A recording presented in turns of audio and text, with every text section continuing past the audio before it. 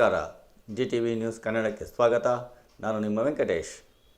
ಮಾಗಡಿ ತಾಲೂಕಿನ ಹುಚ್ಚನಮೇಗೌಡನ ಪಾಳ್ಯದ ಶ್ರೀಮತಿ ವನಜಾಕ್ಷಿ ರವೀಶ್ ದಂಪತಿಗಳು ಸ್ನಾತಕೋತ್ತರ ಪದವಿಯನ್ನು ಮುಗಿಸಿ ವ್ಯವಸಾಯದಲ್ಲಿ ಆಸಕ್ತಿ ಹೊಂದಿದ್ದರಿಂದ ಇಂದು ವ್ಯವಸಾಯದಿಂದ ಉತ್ತಮ ಮಟ್ಟದಲ್ಲಿ ಜೀವನ ನಡೆಸುತ್ತಿದ್ದಾರೆ. ಇವರು ಕಾಲಕಾಲಕ್ಕೆ ತಕ್ಕಂತೆ ವಾಣಿಜ್ಯ ಬೆಳೆಗಳನ್ನು ಬೆಳೆಯುತ್ತಾ ಜೊತೆಗೆ ಮಿಶ್ರ ಬೆಳೆಗಳನ್ನು ಕೂಡ ಬೆಳೆಯುತ್ತಾರೆ.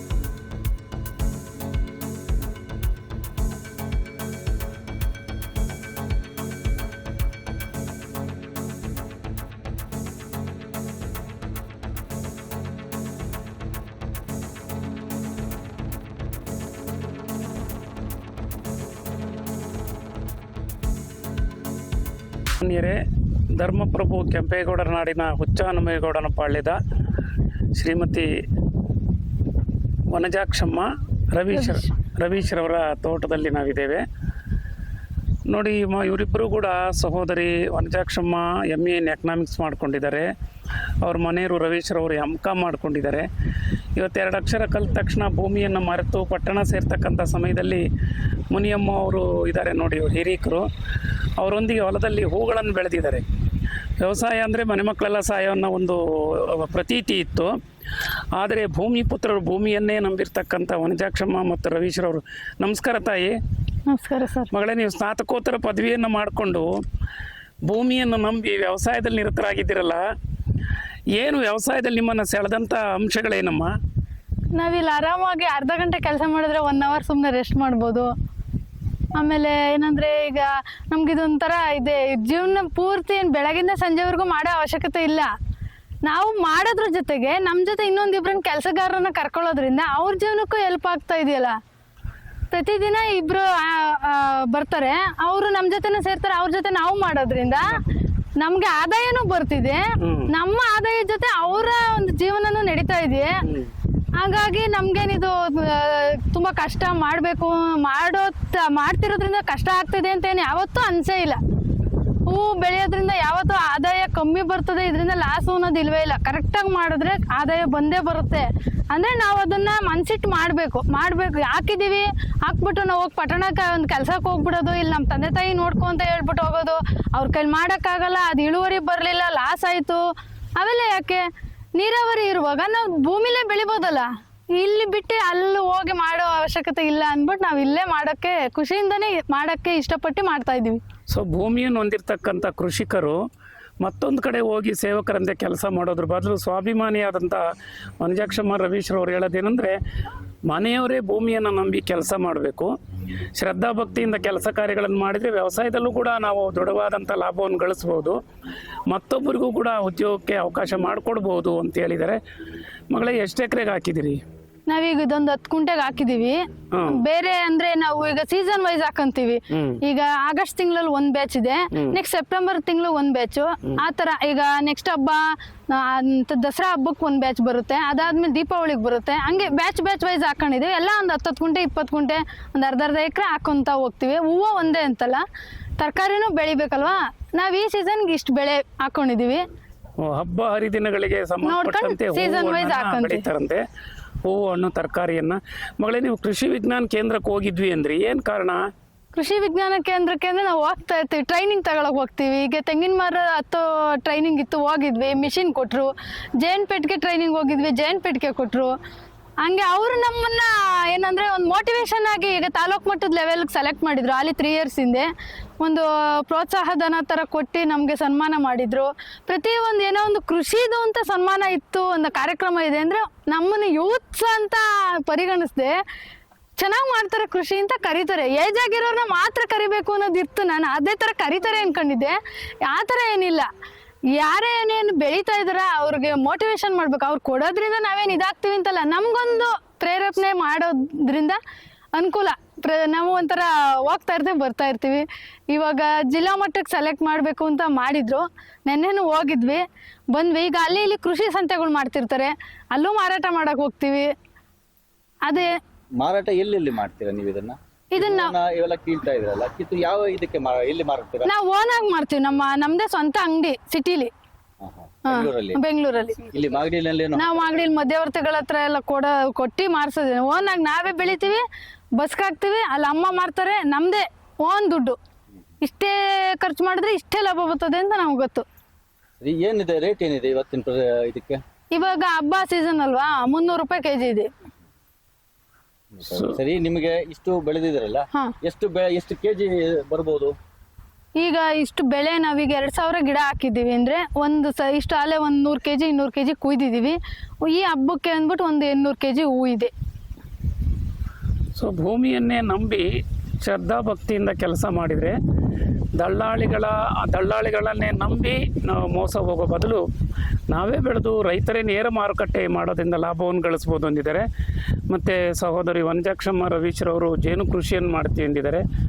ಸೊ ಕೃಷಿಕರಿಗೆ ಎಣ್ಣೆ ಸಿಕ್ತಂದ ಇಂಥ ಕಾಲದಲ್ಲಿ ರೈತರ ಮಕ್ಕಳಿಗೆ ಯಾರು ಮದುವೆ ಆಗಿ ಮುಂದೆನೇ ಬರೋದಿಲ್ಲ. ಅಂಥ ಕಾಲದಲ್ಲಿ ಬೆಂಗಳೂರು ವಿಶ್ವವಿದ್ಯಾನಿಲಯದಲ್ಲಿ ಅರ್ಥಶಾಸ್ತ್ರದಲ್ಲಿ ಸ್ನಾತಕೋತ್ತರ ಪದವಿಯನ್ನು ಮಾಡಿಕೊಂಡು ತುಮಕೂರು ವಿಶ್ವವಿದ್ಯಾನಿಲಯದ MCom ಮಾಡ್ತಾ ಇದ್ದಂಥ ವಾಣಿಜ್ಯ ಪದವಿ ಮಾಡ್ತಾ ಇದ್ದಂಥ ರವೀಶ್ವರನ ಮದುವೆ ಆಗಿರ್ತಕ್ಕಂಥ ಮಗಳು, ನಿಮಗೆ ಧನ್ಯವಾದಗಳು. ಭೂಮಿಯನ್ನು ನಂಬಿದರೆ ಬದುಕಬಹುದಾ ಮಗಳೇ? ಬದುಕನ್ನು ನಿರ್ವಹಣೆ ಮಾಡಬಹುದು. ಭೂಮಿ ಮಾರ್ಕೊಂಡಿರೋರ್ದು ರೀಲ್ಸ್ ಅಲ್ಲೇ ನೋಡ್ತಾ ಇರ್ತೀನಿ. ನಮ್ಮ ಅಪ್ಪ ನನ್ನ ಓದ್ಸಕ್ಕೋಸ್ಕರ 5 ಲಕ್ಷ ಭೂಮಿ ಮಾರಿದ್ರು.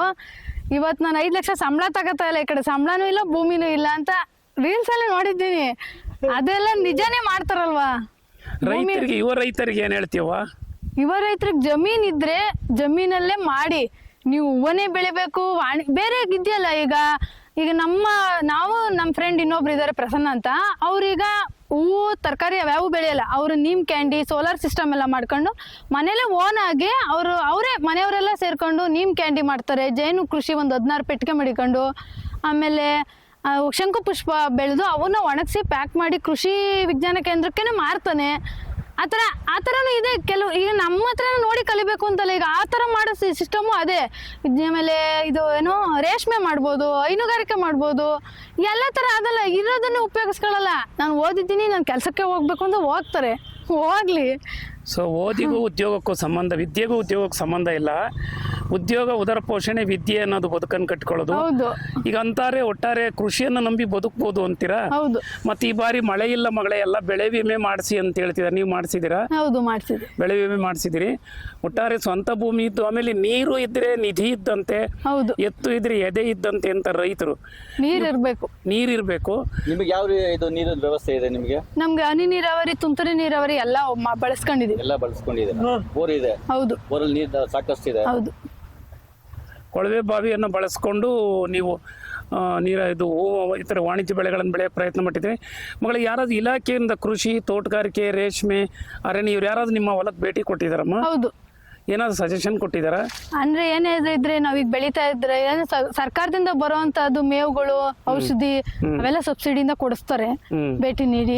ಸಲಹೆಗಳನ್ನು ನೀಡ್ತಾರ ಈ ರೀತಿ ಮಾಡಿ? ಹೌದು. ಬಂದು ಈಗ ನಾವ್ ಹೀರೆಕಾಯಿ ಬೆಳೆದಿದ್ವಿ, ಊಜಿಗೆ ಅವರೇ ಸ್ವತಃ 20 ಡಬ್ಬ ತಗೊಂಬಂದು ಈ ತರ ಮಾಡ್ಬೇಕು, ಈ ತರ ಡಬ್ಬಕ್ಕೆ ನೀರ್ ಹಾಕಿ ಈ ತರ ಮಾತ್ರೆಗಳು ಹಾಕಿದ್ರೆ ಊಜಿನ ಕಂಟ್ರೋಲ್ ಮಾಡ್ಬೋದು, ಅದೆಲ್ಲ ಕೊಟ್ಟಿದ್ದಾರೆ. ಆಮೇಲೆ ಈಗ ತಾಲೂಕು ಕೇಂದ್ರದಲ್ಲಿ ಮಾರುಕಟ್ಟೆ ಇಲ್ಲ, APMC. ಹೌದು. ಇದ್ರ ಬಗ್ಗೆ ನಿಮ್ಮ ಅಭಿಪ್ರಾಯ ಏನು? ಮಾರುಕಟ್ಟೆ ಇಲ್ಲ ಅಂದ್ರೆ ಈ ತಾಲೂಕಲ್ಲಿ ಅದನ್ನ ಮಾಡ್ಬೇಕಾಗಿರೋರು ಯಾರು ಅಂತಾನೆ ಗೊತ್ತಿಲ್ಲ. ಮಾರುಕಟ್ಟೆ ಬೇಕು, APMC ಮಾರುಕಟ್ಟೆ ಇದ್ರೆ ಅನುಕೂಲ ಆಗ್ತದೆ. ಆಮೇಲೆ ನೀವು ಹೂ ಬೆಳೆಗೆ ರಸಗೊಬ್ಬರ ಬಳಸ್ತಿರೋ ಕೊಟ್ಟಿಗೆ ಗೊಬ್ಬರ ಬಳಸ್ತೀರೋ? ಕೊಟ್ಟಿಗೆ ಗೊಬ್ಬರ ಬಳಸ್ತೀವಿ. ಸೊ ಬಹುಮುಖ ಪ್ರತಿಭಾವಂತೆ ವನಜಾಕ್ಷಮ್ಮ ಹರೀಶ್ರವರು ತಮ್ಮ ಮನದಾಳದ ಕೃಷಿಕನ ಬದುಕನ್ನು ಹಂಚಿಕೊಂಡಿದ್ದಾರೆ. ಸಕಲ ಚರಾಚರ ಜೀವಿ ಜಂತುಗಳಿಗೆ ಅನ್ನ ನೀಡ್ತಕ್ಕಂಥ ರೈತನ ಬದುಕು ಅನನ್ಯವಾದದ್ದು. ನೇಗಿಲ ಯೋಗಿ ಎಂದರು ರಾಷ್ಟ್ರಕವಿ ಕುವೆಂಪುರವರು. ಸೊ ಈ ಹೆಣ್ಣುಮಗಳ ಬದುಕು ಇತರರಿಗೆ ಸ್ಫೂರ್ತಿಯಾಗಲಿ. ಬೇರೆ ಇನ್ಯಾ ಯಾವ್ಯಾವ ಬೆಳೆಗಳನ್ನ ಬೆಳೆದಿದ್ದಾರೆ ನೀವು? ನಾವು ತೋಟ, ಅಡಿಕೆ ತೋಟ, ತರಕಾರಿಗಳು ಬೆಳಿತೀವಿ ಹೆಚ್ಚಿಗೆ. ಹೀರೆಕಾಯಿ, ಹಾಗಲಕಾಯಿ, ಸೌತೆಕಾಯಿ, ಮೆಣಸಿನ್ಕಾಯಿ, ಆ ಥರ ತರಕಾರಿಗಳು, ಸೊಪ್ಪು ಬೆಳ್ಕೊಂತೀವಿ. ಈಗ ಹಬ್ಬದ ಸೀಸನ್ ಸ್ಟಾರ್ಟ್ ಆದ್ರಿಂದ ತರಕಾರಿ ಕಡೆ ಗಮನ ಬಿಟ್ಟು ಹೂವು ಸ್ಟಾರ್ಟು. ಮಗಳೇ, ಕೊನೆಯದಾಗಿ ನಿಮ್ಮ ಮಕ್ಕಳನ್ನು ಕೃಷಿ ರಂಗದಲ್ಲೇ ತೊಡಗಿಸ್ತಿರೋ ಅಥವಾ ಉದ್ಯೋಗಿಗಳನ್ನ ಮಾಡಬೇಕು ಅನ್ನೋ ಮನದಾಸೆ ಇದೆಯಾ? ಅವ್ರು ಇನ್ನು 20 ವರ್ಷದಲ್ವಾ ಸರ್ ಮಾತು. ಇವರು ಅದೇನೋ ವ್ಯವಸಾಯ ಅದೆಲ್ಲ ಮನೆಯವರೆಲ್ಲ ಸಹಾಯ ಮನ್ಮಕ್ಳ ತೊಂದ್ರೆ ಕೊಡ್ಬೇಕು. ಅವರು ನಮ್ಮ ಎಜುಕೇಶನ್ಗೂ ಅವ್ರ ಎಜುಕೇಶನ್ಗೂ ಡಿಫ್ರೆಂಟ್ ಇದೆ. ಈಗ ಅವರು ನಾವು 5th ಸ್ಟ್ಯಾಂಡರ್ಡ್ ಅಲ್ಲಿ ಕಲ್ತಿದ್ನ ಅವ್ರು 1st ಸ್ಟ್ಯಾಂಡರ್ಡ್ ಅಲ್ಲೇ ಕಲ್ತ್ಬಿಟ್ಟಿದ್ದಾರೆ. ಇವಾಗ ನಾನು ಅವ್ರ ಹತ್ರ ಹೇಳಿಸ್ಕೊಬೇಕು, ಇಷ್ಟು ಓದಿದ್ರು ಅವ್ರ ಹತ್ರ ಹೇಳಿಸ್ಕೊಂಡು ನಾನು ಅವ್ರಿಗೆ ಹೇಳ್ಕೊಡ್ಬೇಕು, ಆ ಲೆವೆಲ್ಗೆ ಇದ್ದಾರೆ ಈಗ ಮಕ್ಕಳು. ಕೃಷಿಯಲ್ಲಿ ನೀವು ಸಂತೃಪ್ತಿ ಕಂಡಿದ್ಯಾ? ಹೌದು ಸರ್, ಅದ್ರಿಂದಾನೇ ನಾವು ಒಂದ್ ಮನೆ ಕಟ್ಟಿದ್ವಿ. ಈಗ ಏನೇ ಒಂದ್ ಇಲ್ಲಿ ತೋಟಕ್ಕೆ ಬಂದು ಸೇರ್ಕೊಂಡಾಗ ಏನು ಇರ್ಲಿಲ್ಲ. ನಮ್ಮ ಯಜಮಾನ್ರು ನಮ್ಮ ಮದ್ವೆ ಆದ್ಮೇಲೆ ಹೂವು ಬೆಳೆ ಸ್ಟಾರ್ಟ್ ಮಾಡಿ ಹೂವಿಂದಾನೇ ನಾವು ಮನೆ ಕಟ್ಟಿದ್ವಿ. ಹೇಳ್ಬೇಕು ಅಂದ್ರೆ ನಮ್ ಸ್ವಂತ ಅಂಗಡಿ ಇರೋದ್ರಿಂದ ಅನುಕೂಲ ಆಯ್ತು. ನಾವ್ ಅಂಗಡಿ ಇರೋದ್ರಿಂದ ನಾವು ಬೆಳೆಯಕ್ ಸ್ಟಾರ್ಟ್ ಮಾಡ್ಬಿಟ್ವಿ. ತರ ಸ್ವಲ್ಪ 5 ಕುಂಟೆ 10 ಕುಂಟೆ ಎಲ್ಲಾ ತರದ್ದು ಇರ್ತೈತಿ. ಸೌತೆಕಾಯಿ, ಹೀರೆಕಾಯಿ, ಬೆಂಡೆಕಾಯಿ, ಆಮೇಲೆ ಸೊಪ್ಪುಗಳು, ಹೂವು, ಪ್ರತಿ ದಿನ ಹೂವು ಇದ್ದೇ ಇರ್ತದೆ. ನಾವು ಒಂದಿನನೂ ಹೂವು ತಪ್ಸೋದೇ ಇಲ್ಲ. ಹಾಗಾಗಿ ನಮ್ಗೆ ಅನುಕೂಲ ಇದೆ. ಒಟ್ಟಾರೆ ಎಷ್ಟು ಜಮೀನು ಇದೆ ನಿಮ್ಗೆ? 4 ಎಕರೆ ಇದೆ. 4 ಎಕರೆಯಲ್ಲಿ ಹಲವಾರು ಬೆಳೆಗಳನ್ನ ತಾವು ಕೂಡ ಬೆಳಿತೀವಿ. ಎಲ್ಲ ಮಿಶ್ರ ಬೆಳೆಗಳ ಮಿಶ್ರ ಬೆಳೆ ಸಾಂದರ್ಭಿಕ ತಕ್ಕಂತೆ ಆಯಾ ಸೀಸನ್ಗೆ ಸೀಸನ್ ತಕ್ಕಂಗೆ ಬೆಳ್ಕೊಂತೀವಿ. ಅಲ್ಲಿ ಊರಲ್ಲಿ ಒಂದ್ ಎಕರೆ ಹಾಕೋದು. ಮನೆಯಲ್ಲಿ ಎಷ್ಟು ಜನ ಇದ್ದೀರ ತಾಯಿ? ನಾನು, ನಮ್ಮ ಯಜಮಾನ್ರು, ಅಮ್ಮ, ಅಪ್ಪ, ಮಕ್ಕಳು. ಸೊ ಶ್ರೀಮತಿ ವನಜಾಕ್ಷಮ್ಮ ರವೀಶ್ರವರು ಬಹುಮುಖ ಪ್ರತಿಭಾ ಸಂಪನ್ನರಾಗಿದ್ದು ಕೃಷಿಯಲ್ಲಿ ತೊಡಗಿಸಿಕೊಂಡಿದ್ದಾರೆ. ಯುವ ಜನತೆಗೆ ಎಲ್ಲೋ ಹೋಗಿ ದುಡಿಯುವ ಬದಲು ತಮ್ಮ ಭೂಮಿಯನ್ನು ನಂಬಿ ಬದುಕಿದರೆ ಬದುಕನ್ನು ಕಟ್ಕೊಳ್ಬೋದು ಅಂದಿದ್ದಾರೆ. ಸೊ ಕೃಷಿ ವಿಜ್ಞಾನ ಕೇಂದ್ರದಂಥ ಸಂಸ್ಥೆಗಳು ಇವರಿಗೆ ಜಿಲ್ಲಾ ಮಟ್ಟದ ಪ್ರಶಸ್ತಿಯನ್ನು ಕೊಟ್ಟಿರೋದು, ಪ್ರಗತಿಪರ ರೈತ ಪ್ರಶಸ್ತಿ ಬಂದಿರೋದಕ್ಕೆ ಅಭಿನಂದನೆಗಳು ವನಜಾಕ್ಷಮ್ಮ. ಸೊ ಉತ್ತರೋತ್ತರವಾಗಿ ನಿಮ್ಮ ಕೃಷಿ ಯಶಸ್ವಿಯಾಗಲಿ, ರೈತನ ಬದುಕು ಹಸನಾಗೋದಕ್ಕೆ ಮಳೆ ಬೆಳೆಯಾಗಲಿ ಅಂತೇಳಿ ಪ್ರಾರ್ಥಿಸ್ತೇನೆ. ಅಭಿನಂದನೆಗಳು. Thank you.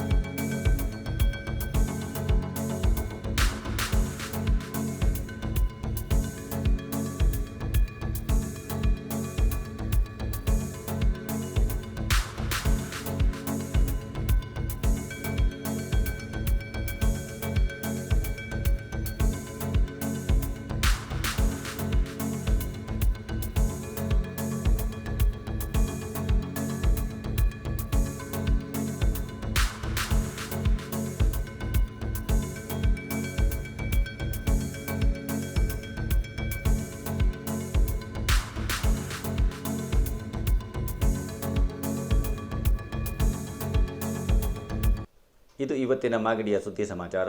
ನಿರಂತರ ಸುದ್ದಿ ಸಮಾಚಾರಕ್ಕೆ ವೀಕ್ಷಿಸಿ ನಿಮ್ಮ GTV ನ್ಯೂಸ್ ಕನ್ನಡವನ್ನು. ವಂದನೆಗಳು.